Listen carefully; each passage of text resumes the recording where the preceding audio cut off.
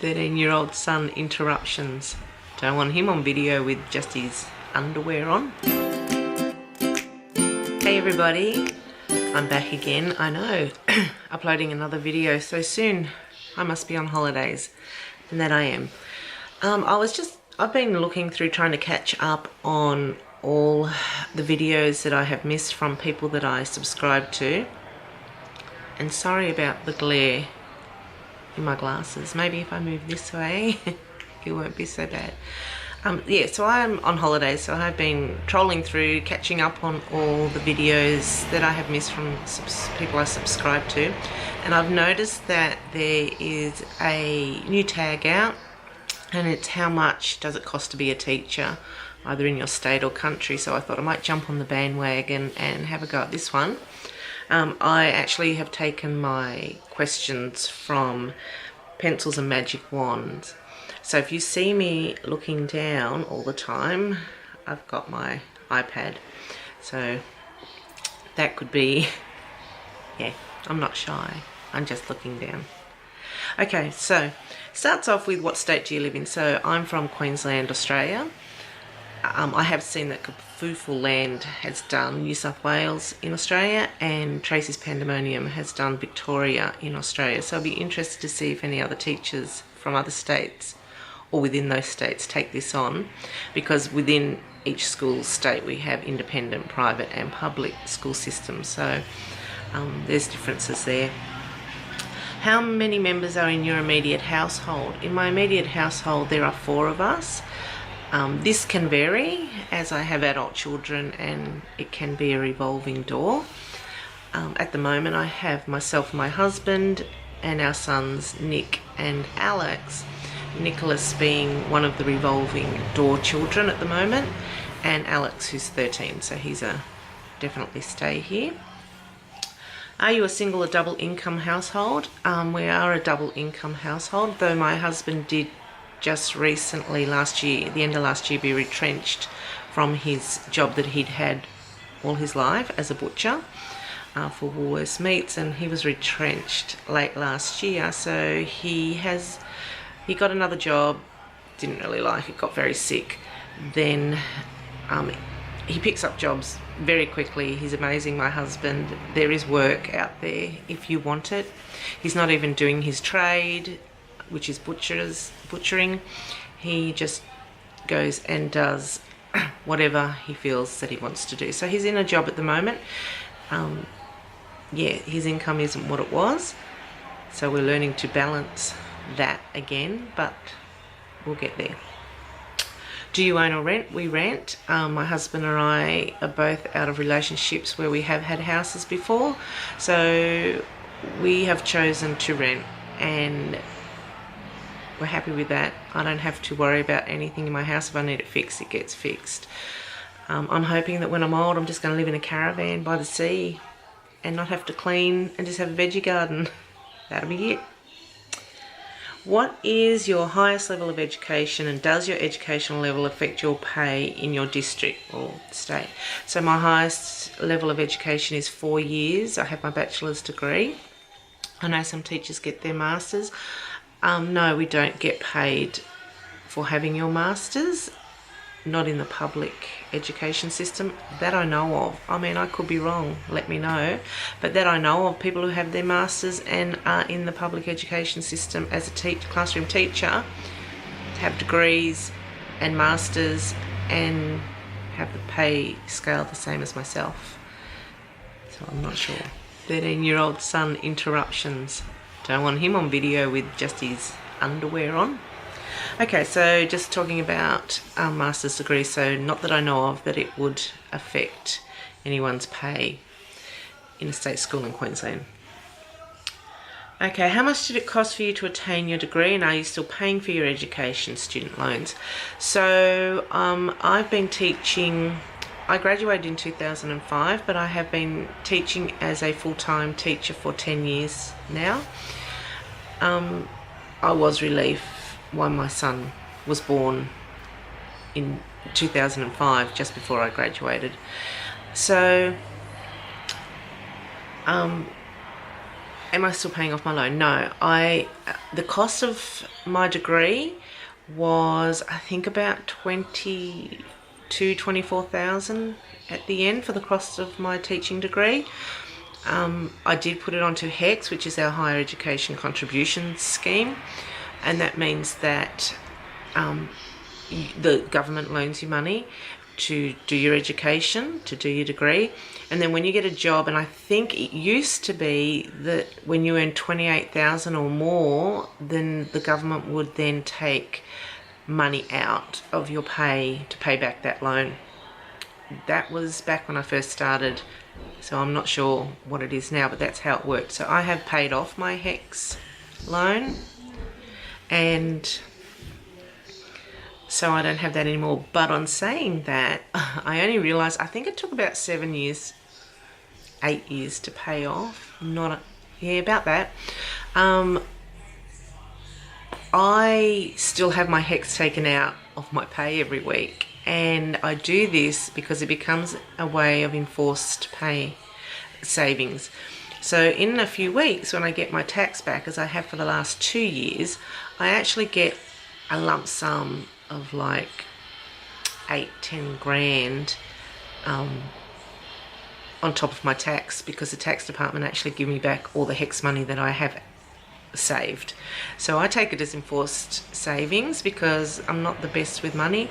So that lump sum that I get back from the government, they give me my tax back from my usual job, and then I get the money that I have put away for HECS, which I don't need anymore, so the government gives it back. And yes, I know I don't get any interest on that, but my husband and I do have a savings account, and as hard as we try, we always seem to dip into it for things that we want or need, like cars and things. So this money that I get now actually goes towards holidays that we may want, or furniture, or stuff that we might want, and then we just put it into our savings account what we don't spend, and it just sits there for whatever emergencies.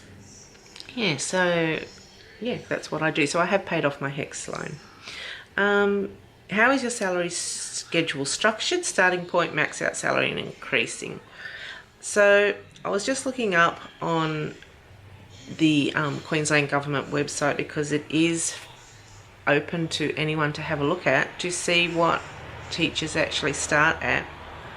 And here, a beginner teacher, it says starts at 67,000. So at a uni, I guess when you start your first year, you're on $67,673. A senior teacher, so I am now a senior teacher because I have been teaching 10 years. So I applied to become a senior teacher, and so it says 94,532. An experienced senior teacher, so I could now apply to be an experienced senior teacher. It's a little bit more paperwork, and I probably will do that at some stage in the next couple of years, but that's 97,952, so it's your starting rate. Head of curriculum, so that's a HOC, so that's where you become a little bit more specialised in your area. So HOCs are head of curriculum, so they take an upper pay scale of 103,000, and then you go into your department heads and principals. So just a classroom, not just a classroom teacher, but a classroom teacher starts off here in Australia at 67,000. It does increase every year, and I'm not sure the cut-off year term for when it stops increasing every year. 10 to 15 years maybe. So it does increase every year as you work.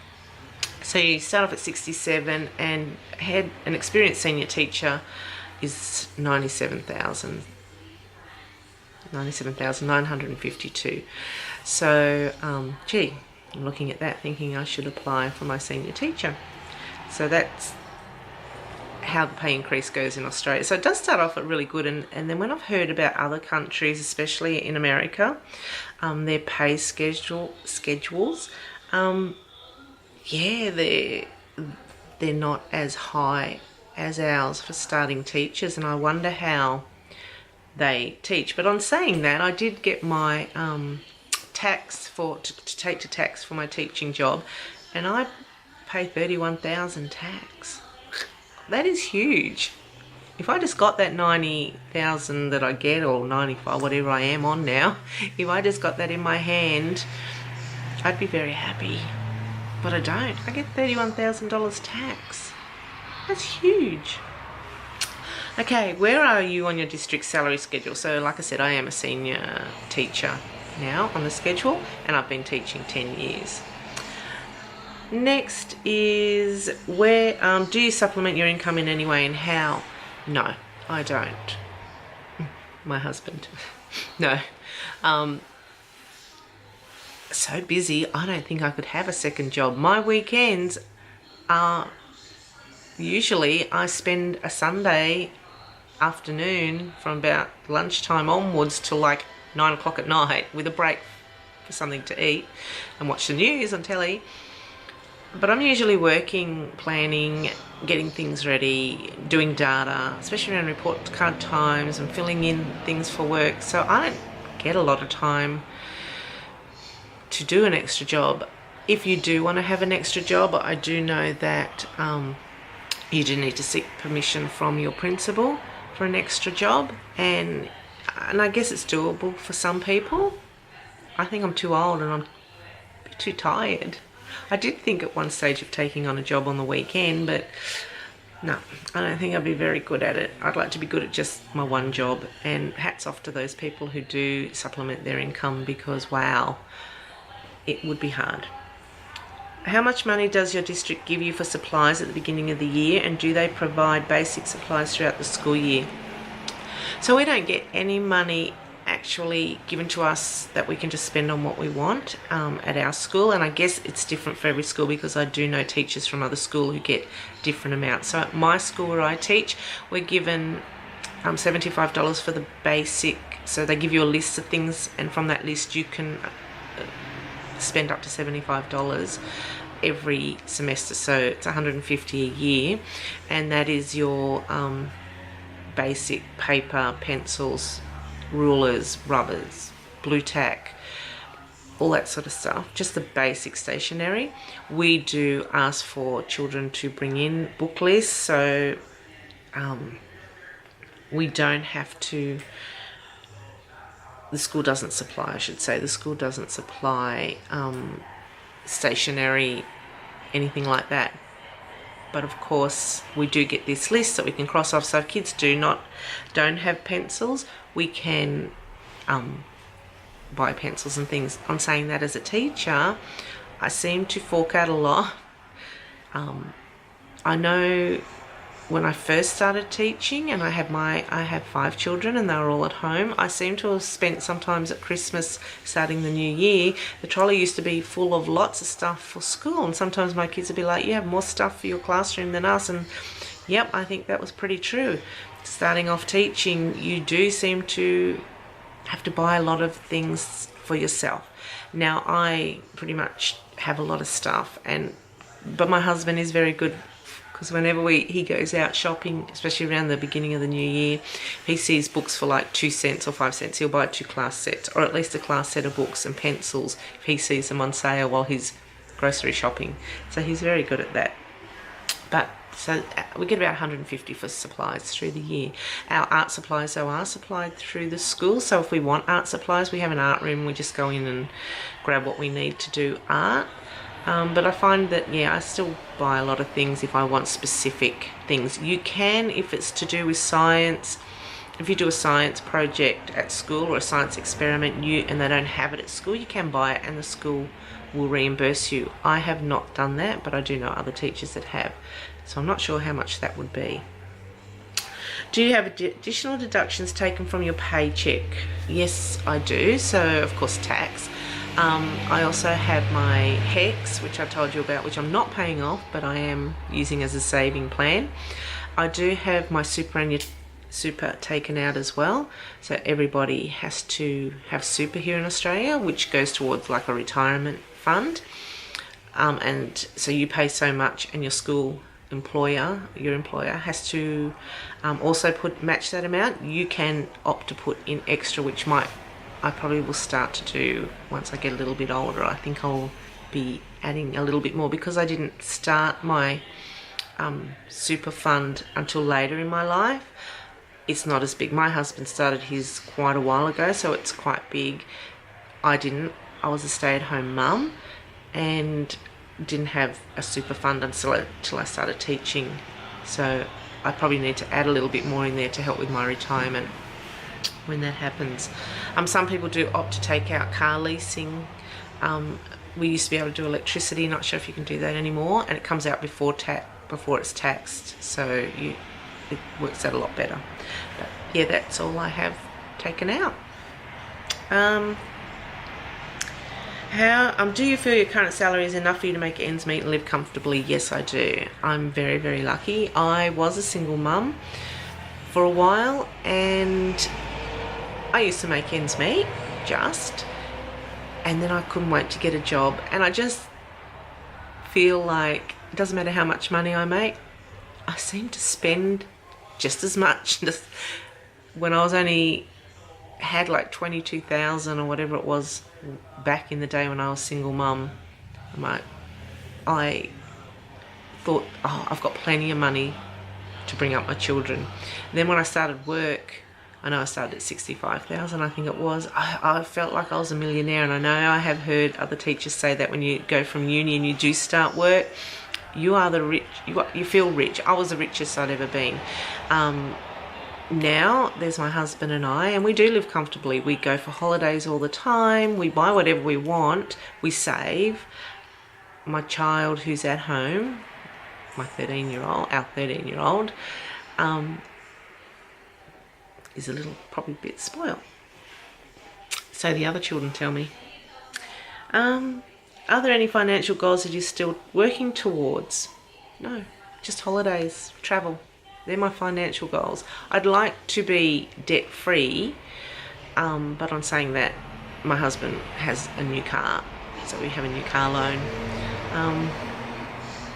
and a credit card that we gave up quite a while ago that we just finished paying off. We just pay a little bit at a time. So I don't think I'll ever be debt-free, because as soon as we pay off a car, we usually just keep it for a year or two and then go get another one. So we always have that debt, but that's it. And just the usual electricity debts and water debts, if you call them debt. What is the biggest piece of financial advice you would offer to someone considering teaching? Do teaching because you love it. You may feel like you get lots of money, and you do compared to some jobs. I'm not saying you don't, but don't do it for the money. The biggest piece of financial advice for other teachers: set up some sort of saving fund. You can't say don't buy for your classroom, because everybody buys for their classroom. And I know when you first start, you want to buy everything, and if you can, great. But it will come. Over the years, it will come. I'm 10 years in, and I'm quite happy with everything, and I've brought furniture for my rooms and pencils. So,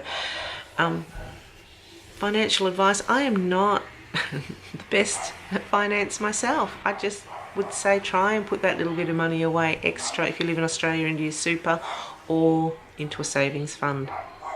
That's the best I can tell you.